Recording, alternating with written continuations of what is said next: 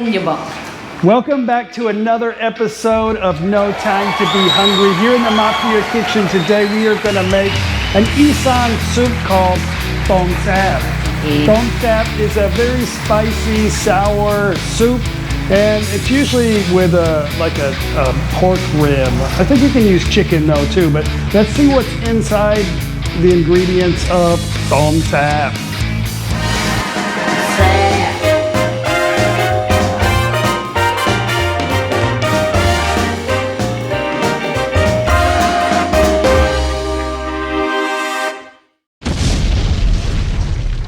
We've already prepared the broth earlier, and inside the broth, of course, we have the pork rib, but it's been slow cooking for what, about 3 hours now? Maybe 3 or 4 hours slow cooking to get the meat really tender. A little bit cooked, you know, so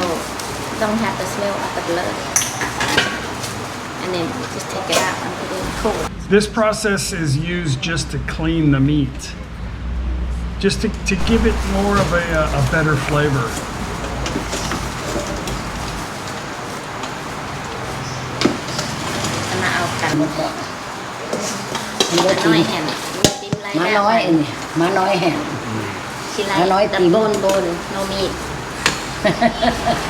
But inside the broth ingredients is pak chi ton hom, which is just a cilantro and cilantro stem. Of course, we have plik Thai, which is a Thai chili pepper, and this is a cilantro stem or root and stem, or what is that? A coriander. This is hom dang, which is a shallot.มีบ่หอมมันนี่มีไหมมีครับ แขกนี่ละหอมแขกเลย And that is makam piak, which is a sour tamarind. This right here is called ใบมะกรูด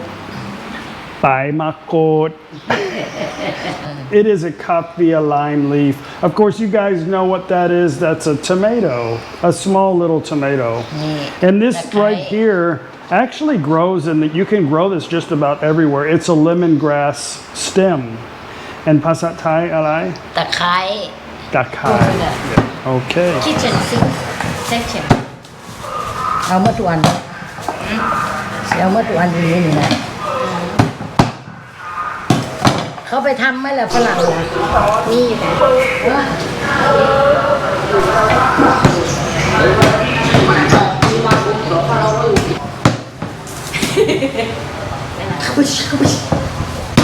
นี่ you can see พอกลัว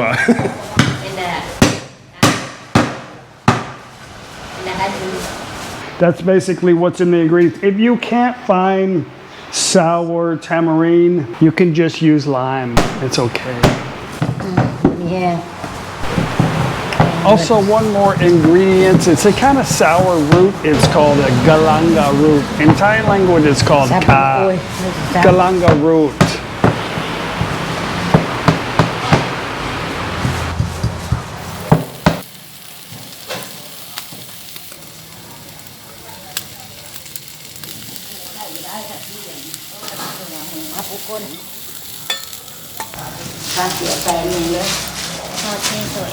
Bring out the smell.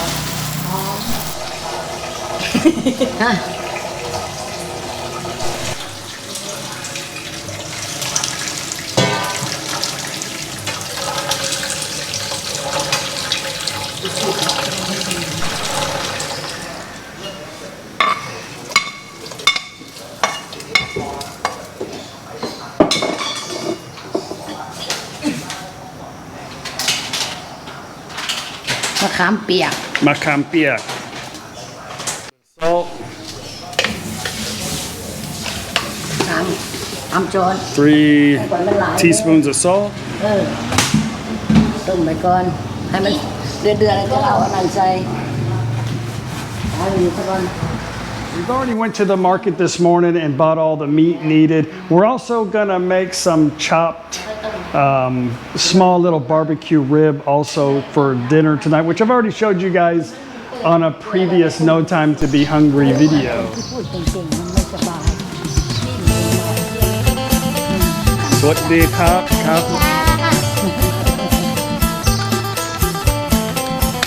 ทำจุดภูเก็ตไหลแขนเสียนี่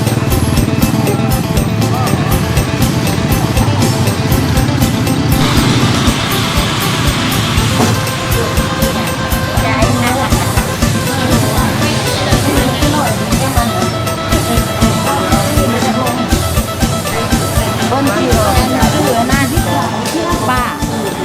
เห็นไหมนี่ซุป อะไร นี่ซุปหมักมี่ป่ะซุปหมักมี่ซุปหมักมี่ ซุป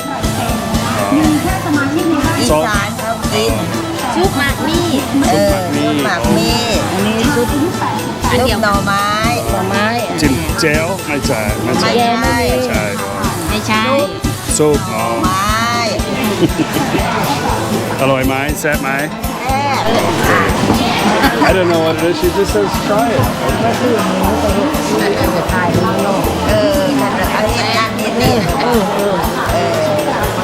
ผู้เฮ็ดหลักเลยนี่อยู่ว่าตั้งแต่คนรุ่งบ่ อร่อยครับ อะไรนะ อร่อยครับ อาหารอีสาน อาหารอีสานจ้า ครับคุณครับครับโชคดีนะครับ วันนี้ใครดีๆเด้อครับ โอเค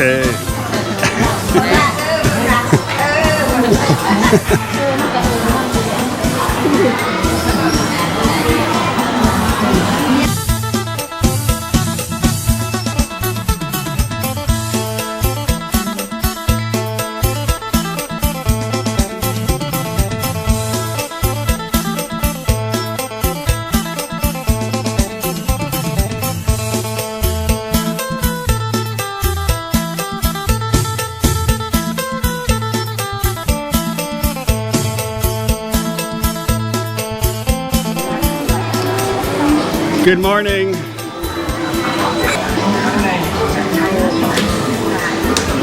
วันนี้มีความสุขไหม มีความสุขค่ะ มีความสุขทุกวันไหม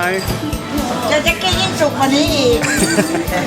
ฝรั่งมีความสุขทุกวันครับ ใช่มีความสุขทุกวัน ใช่ครับ ผมทอดกันว่า เก่งมาก บ้าน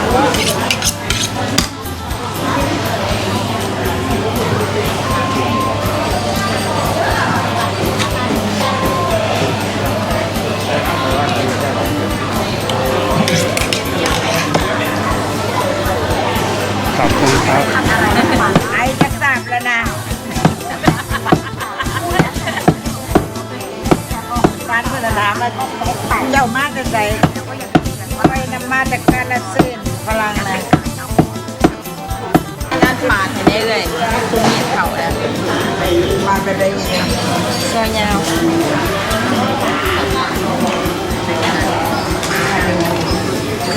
Good morning เจ๊วันเสาร์นะบอกให้เราเป็นทาย อันตราย ละลาย อันตราย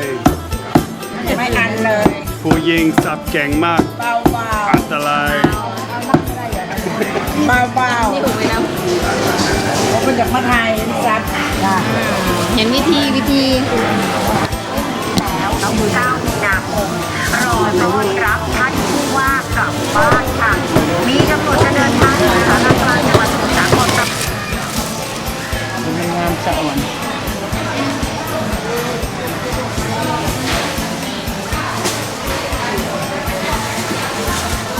มันนึง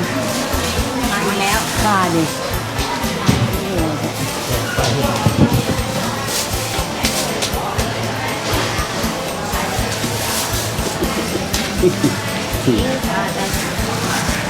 ตะไคร่นี่พริกพอแล้วได้เลยได้คน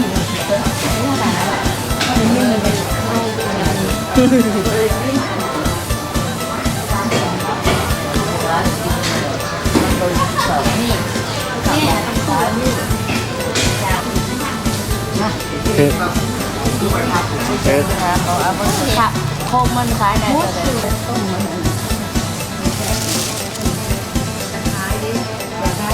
เลยแต่ได้สับปูนแดง Oh. the red one Oh, this one? I that like. one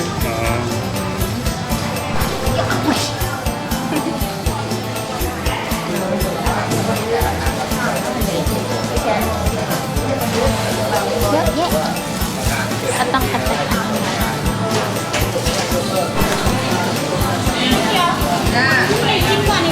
Good morning. อะไร ข้าวต้มกล้วย ข้าวต้มกล้วยโอเค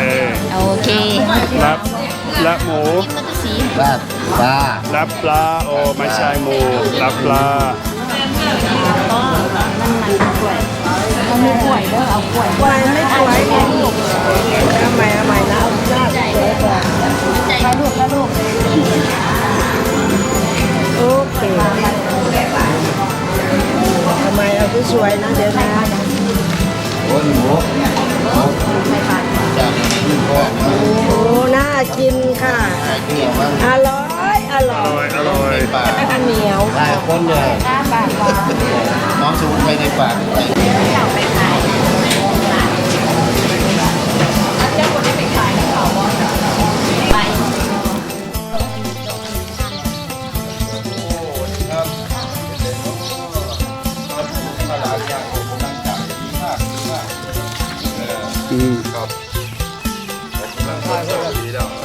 สวัสดีครับ Good morning สวัสดีดอนเช้า โอ้จะได้สตางค์มาจริง สวัสดีครับ Good morning ค่ะ ได้อะไร หมูจะทำอะไรหมู หมูสับหมูคาโดดหมู แซ่บ ต้มแซ่บ ต้มแซ่บ โอ้ย ค แซ่ น บ สีถ่ายวิดีโอค่ะส่งไปเมืองนอกค่ะว่าจะได้ต้มแซ่บไหมพี่ แซ่บแซ่บต้มแซ่บแซ่บไหนตัวไหนเอามาแบบเดียวทางกินเองเพราะว่าช่วงอันพูดน้อยๆนะย่ายน้อยเห็นปะถ้าให้อันเมื่อนะ บอกไทยเป็นอยู่บ่ บ่ผู้น้อยไม่เป็นบ่ บุไร ตัดให้ยายสมบูรณ์กับมากบ่ได้ได้ดูกับพองมันเนาะยางบ่ได้แล้วยางบ่ได้ บ่ แล้วยางบ่ได้ได้ไหม คนแล้วมาเป็นแล้วนี่หลายแต่พอเจ็บขาเจ็บแข้งน้ำมันเป็นยากเอานะกัดอะไรนี่ ปลากระเป๋า จะพัดกะเพราหมูกรอบให้มันบุญกะเพราหมูกรอบจ้าก็มีใส่หอมใหญ่เกี่ยวอะไรกันตัว ก็ดี ก็ต้องเก็บหน่อยเด้อน้ำซุป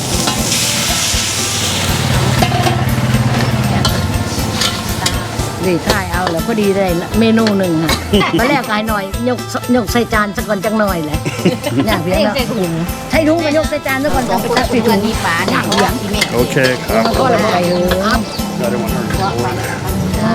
มันไปเท่าละ2 อาทิตย์เดือนหนึงเท่านั้นแหละมันก็กลับมามันก็กลับมาตอนนี้ไปบ่ได้บ้านเฮาบ่ได้เปิดบ้านเฮายังบ่เปิดบ้านเฮานะ เอาก่อนเขายังบ่ทันเห็น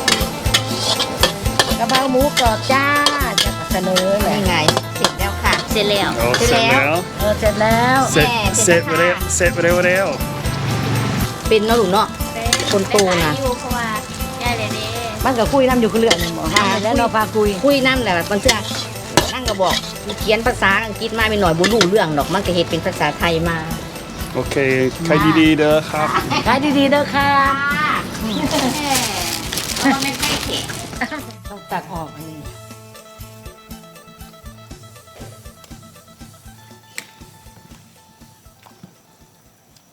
ยังไม่ได้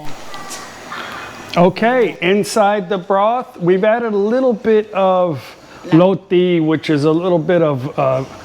like a chicken stock, but it's a pork stock, and then we're adding the vegetables inside. ตะไคร้ That is what we put on there earlier to cook it slow cook it, and now we're adding some on top to get a more richer flavor. ใบมะกรูดพริกใส่ลงไป เอาเผ็ดเลยเนาะเผ็ดจะได้อร่อย พอดี perfect เผ็ดไหมชิมได้นิ่มแล้วนี่เปื่อยหมดเลยยุ่ยเลยนะยุ่ยเลยกินได้สบาย That means I can taste it ยังไม่ไอ้นั่นพริกยังไม่ Yeah, the ไม่เผ็ด peppers haven't seasoned it yet. But the broth is good. เค็มนิดหน่อยเค็ม เค็มไหม เค็มนิดหน่อยครับ A little bit salty. เดี๋ยวน้ำใส่ไม่เค็มหรอก My Kim? Okay. Of course, you can use chicken stock, powdered chicken stock seasoning, but the pork stock's a little bit more richer, is what she says. A little bit more Kim. A little bit more flavor. This particular soup is not very good. My pet, my alloy. This soup, you can't really, it has to be a little bit spicy.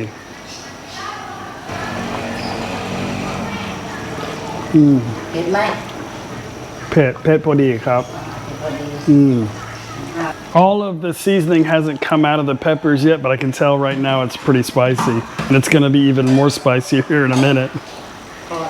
เสร็จแล้วนี่ Set layout, and it's finished. ต้มกระดูกไปเลย She said really you only need it to be in here for about 2 hours to get the meat super tender, but like a lot of Thai dishes, a lot of the vegetables go in last. Well, Chinese food also, because you want, if you don't want it to be soggy and mushy. And if the tomato overcooks inside there, it might make it a little bit sweet. แย่คนนั้นเต็มตัวหนึ่ง Okay. Tom Sap. อร่อยมาก อร่อยสุด อร่อย ๆกระเทียมมันหนาๆทอดลูกน้ำล้างเอาลงน้ำล้างทอดลูกน้ำล้างทอดมันกรอบกินกับแซ่บๆทอดมันกรอบเลย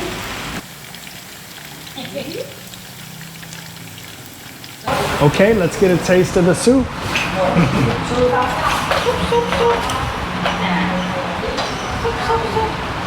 เด็กอะเด็กนะเจ้างามเอายังงามเอาพากันเพื่อนเราเองตะกี้ไม่ได้ลูกดึงออกไม่ได้ เอามาใส่กระดูกคนเอาใส่เนื้อเพิ่นคือบางใหญ่เลยวันนี้เอามาใส่กระดูก The meat is crazy tender. อร่อย อร่อยมาก เลือกครับเนาะ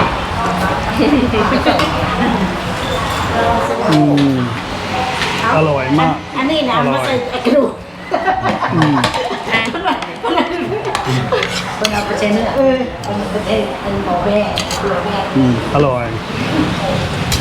อร่อยไหม ต้มแซ่บ ต้มแซ่บ แซ่บไหมล่ะ แซ่บ หยอกน้ำกวน อร่อย นี่ร้านอยู่ริมร้าน Well, guys, I hope you enjoyed today's episode of No Time to Be Hungry with Tom Sap. Tom Sap. You gotta try this dish. Most of the ingredients, I think, are readily available. Tom Sap. Tom Sap. Sap is isaan for alloy. And alloy is a Thai word for tasty. So, tasty soup. Tom Sap. Anyway, guys, if you liked the video, don't forget to click the like button. Please subscribe to the channel. I would really appreciate that. We'll see you guys on the next video. Bye.